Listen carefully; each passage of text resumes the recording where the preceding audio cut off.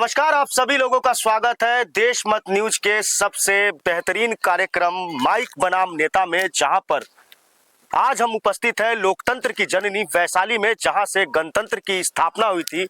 और आपकी जानकारी के लिए मैं बता दूं, जो इलेक्शन जो चुनाव प्रक्रिया होती है वो इसी जमी से स्टार्ट हुई थी। और यहां पर हमारे साथ में मेहमान के रूप में जुड़े हैं राष्ट्रीय जनता दल से वैशाली विधानसभा के उम्मीदवार अजय कुशवाहा जी। बहुत बहुत स्वागत है आपका। बहुत बहुत धन्यवाद। और आपके दर्शकों को मैं अपनी ओर से आने वाले दीपावली छठ की ढेर सारी बधाई और शुभकामनाएं देना चाहता कि यहाँ की जनता जो है बड़े असमंजस की स्थिति में है।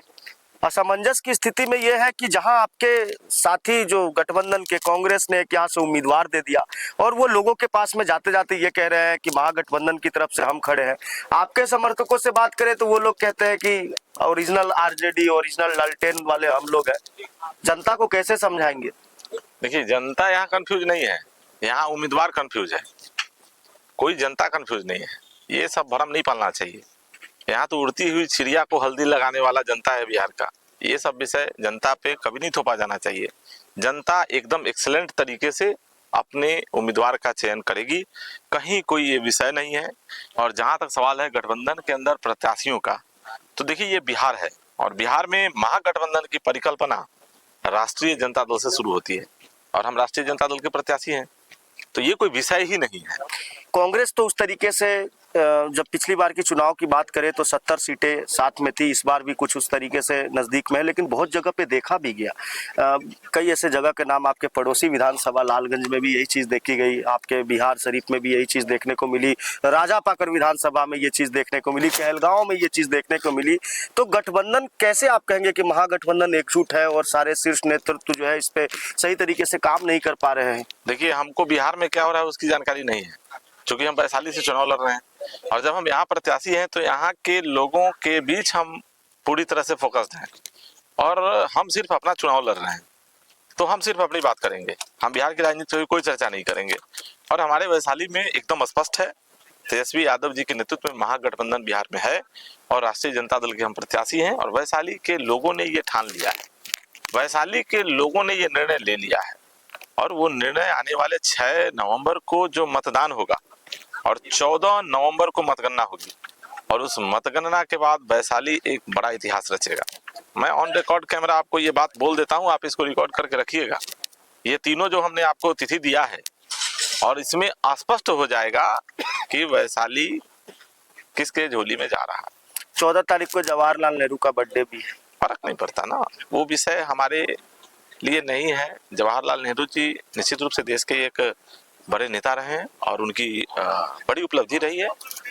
आज़ादी के बाद उनकी एक बड़ी भूमिका है देश के अंदर, उसे इनकार नहीं किया जा सकता है।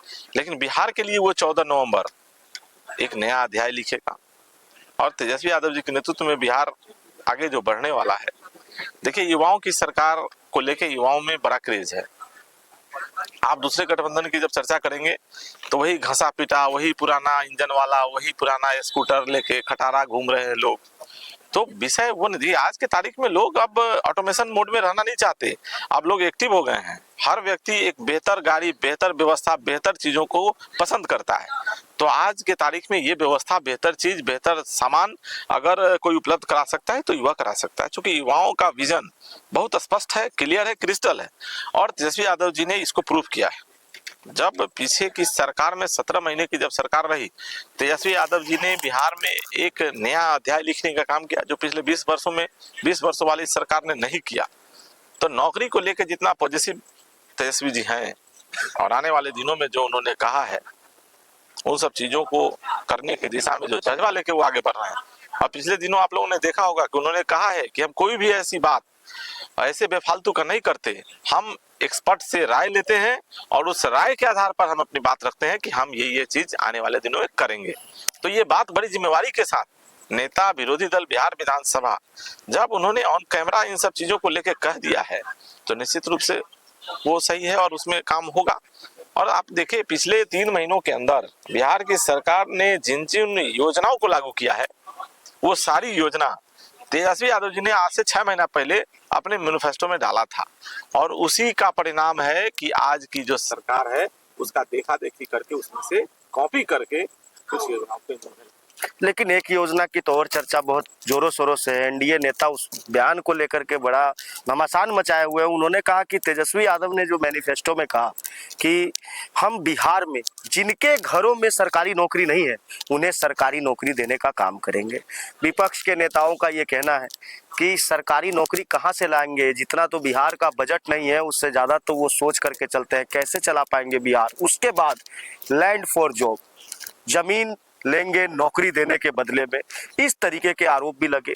इन सब मामलों में क्या कहेंगे? देखिए, आज का जो ये वातावरण है ना, और हम लोग स्पष्टता के साथ कहते हैं कि कुछ ऐसे पत्रकारिता में लोग हैं जो अपनी जमीन को बचा के रखे हैं।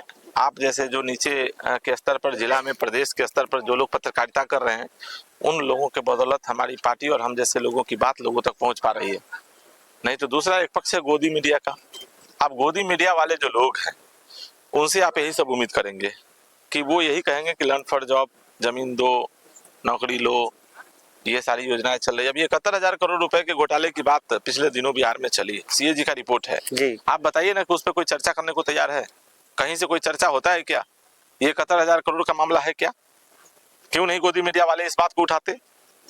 तो ये विषय आप बिहार की जनता समझ गई है, कहीं से कोई ये सब मसला नहीं है। लोगों को पता है कि अब हमको ठगा जा रहा है। अब बिहार की जनता ठगाने वाली नहीं है। परिवर्तन तय है, 100% परिवर्तन तय है। बिहार के युवाओं ने ठान लिया है, बिहार के बेरोजगार ने ठान लिया है, प्रवासी लोगों ने ठान लिया है। मतलब कोई ऐसा वर्ग नहीं है जिसने ये नहीं ठाना है कि आने वाले दिनों में बिहार में एक नया परिवर्तन होगा और तेजस्वी यादव जी के नेतृत्व में नया बिहार बनेगा। चलिए, ये सारी चीजें तो प्रदेश स्तर की है। वैशाली की बात करते हैं। वैशाली में पर्यटक को लेकर के, पर्यटन क्षेत्र को लेकर के लोगों में काफी उत्सुकता रहती है कि कहीं भी कुछ कार्यक्रम होता है तो पिकनिक मनाने वैशाली चलेंगे, वैशाली में जाएंगे, बुद्ध सम्मक दर्शन का करेंगे, तमाम तरीके की बातें कही जाती है। लेकिन कहीं ना कहीं जब हम यहाँ आते हैं तो लोगों को निराशा हाथ में लगती है, क्योंकि वही कचरे का अंबार, गंदगी, सही तरीके से सुरक्षा की व्यवस्था नहीं होना। क्या आपको नहीं लगता कि ये वैशाली के गौरवशाली इतिहास को कहीं ना कहीं खत्म करने की कोशिश की जा रही है? निश्चित रूप से खत्म करने का ये कुछ अपना प्रयास है। आपने देखा होगा, हम तो कहते हैं कि बिहार में पर्यटन स्थल को लेकर जितना इन लोगों ने, बिहार की सरकार ने पिछले 20 वर्षों में नालंदा का उद्धार किया, राजगीर का इन लोगों ने उद्धार किया है, बोधगया का इन लोगों ने उद्धार किया है, उसके बनिस्पत यहाँ 5% भी काम पर्यटन के क्षेत्र में वैशाली में नहीं हुआ है। और हम तो चैलेंज करते हैं, हम यहाँ के आम मतदाताओं को आपके माध्यम से अपील करना चाहेंगे कि आप लोगों को ये पूछना चाहिए यहाँ के जनप्रतिनिधियों से कि जिनको लंबे अरसे से आप यहाँ का जनप्रतिनिधि होने का गौरव दिया है, उन लोगों ने इन सब चीजों के लिए कहा, आपके लिए क्या किया?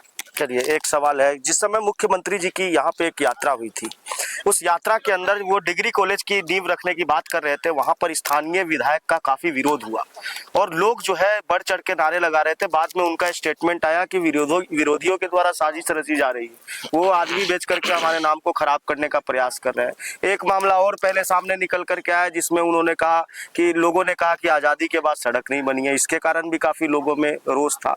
ये सारी चीजें आपके चुनाव में कितना आपको फायदा देने वाली है या नुकसान देने वाली है? देखिए, हमने कहा कि आजादी के बाद के दिनों में और अभी वर्तमान की जो सरकार है या इसके जो विधायक हैं, जो पिछले 5 वर्षों में उनका जो शासनकाल रहा है, तो ये पूरा वैशाली जानता है कि वैशाली के लोगों को हमने कई जगह जब भ्रमण किया तो कई लोगों ने कहा कि हमने तो आज तक चेहरा भी नहीं देखा है। जिन लोगों ने उनको मत दिया है वैसे लोगों ने हमसे कहा है कि हम तो आज तक चेहरा तक नहीं देखे। तो यहाँ पर ये लोग जो था समीकरण के आधार पर चुनाव जीतने वाले जो लोग हैं, इस बार जनता वैशाली की ये समझ गई है कि ये समीकरण वाले को सबक सिखा देना है। चलिए, एक चीज है, ये स्थानीय विधायक की तो बात हो गई, लेकिन एक पूर्व विधायक की भी चर्चा खूब है क्षेत्र में। विरसिन पटेल, काफी पुराना राजनीतिक उनका कैरियर रहा, 8 बार से यहाँ से विधायक बने और वो तो बड़े गर्व के साथ कहते हैं, अभी बयान दिया उन्होंने। उनका एगो कैरियर और निकला था बीच में, एगो ऑडियो वीडियो चल रहा था, देखिएगा उनके कैरियर में एक और एडिशन है, वो तो वायरल हो गया था ना। वही तो कर रहे थे, एक और एडिशन है ना, उसके बारे में तो कभी वो नहीं बताया कि हमारा एक करियर का पार्टी भी है। मतलब इतने बुजुर्ग आदमी हैं और वो सामने कहते हैं कि 8 बार के विधायक है, वैशाली के लिए जिए हैं, वैशाली के लिए मरेंगे, इस तरीके की बातें करते हैं। वो आपकी राह में कितना बड़ा रोड़ा है? तो उनसे कभी मिलेंगे तो पूछिएगा कि आपके करियर में एक और नया एडिशन ऐड हुआ है, इसके बारे में आपका क्या कहना है? चरित्र पे उंगली उठा रहे हैं। और एक बड़ा, देखिए ऐसा है, बुजुर्ग है, और हमारे समाज में हमारे इस वैशाली के लिए कई बार विधायक हैं, समय दिए हैं। मैं आरोप नहीं लगा सकता डायरेक्ट, लेकिन जो चीजें चल रही थी, जो मार्केट में थी, लोगों के द्वारा बार बार बताया जा रहा था, हमको भी कभी देखने का मौका मिला और उसमें कई तरह की बातें निकल के सामने आई। बहरहाल एक बड़ा इम्पोर्टेंट इशू है कि आप ये कहते हैं कि हम लंबे अरसे से वैशाली का प्रतिनिधित्व किए हैं, तो अंतिम मेरा है, हमको एक मौका और मिलना चाहिए कि आने वाले समय में हमारा सब कुछ यहीं से खत्म हो और यहीं से हम सब कुछ करके निकल जाएं।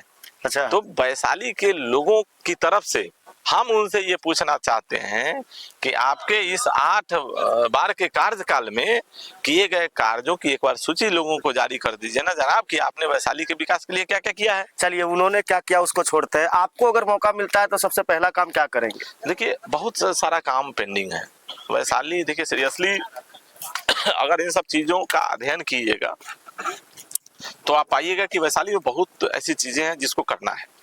अब इसको किस प्रकार से, कैसे, कहां से शुरू करें यही नहीं समझ में आता, क्योंकि यहाँ कुछ है ही नहीं। व्यवस्था को लेकर अगर आप देखिएगा, चाहे वो सड़क का मामला हो, बिजली का मामला हो, सड़कों से तो इतना कनेक्ट हो गया, रेल लाइन बिछ गई, अब क्या चाहिए? आप जहाँ बैठे हैं यहाँ के बगल के 2 किलोमीटर बगल से आपको अगर भेज दिया जाएगा, एक चकलात जाने वाली सड़क है।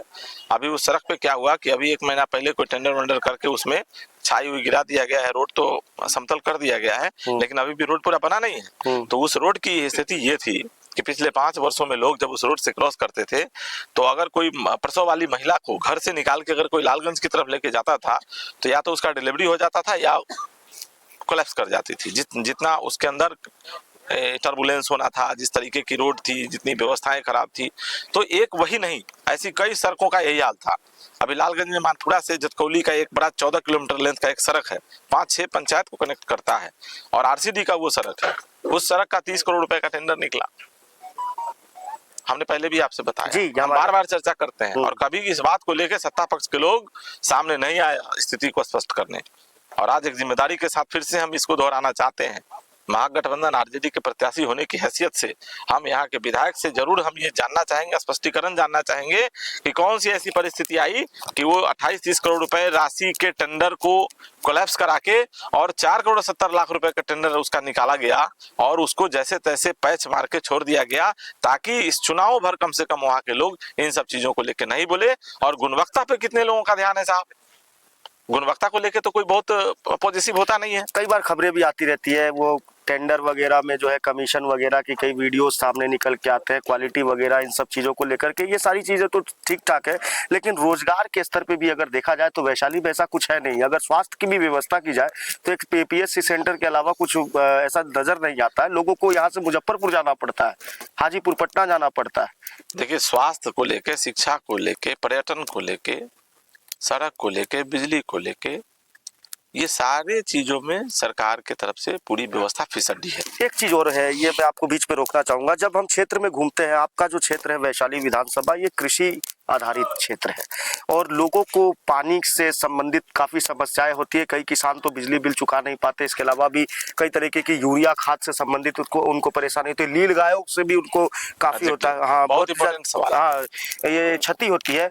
किसान सबसे मजबूत पार्ट है हमारे देश के, हर सभी लोग कहते हैं, और किसान सबसे मजबूत पार्ट है, लेकिन कभी भी किसी भी पार्टी ने किसानों के लिए वो हितकारी कदम नहीं उठाए जो उठाने चाहिए।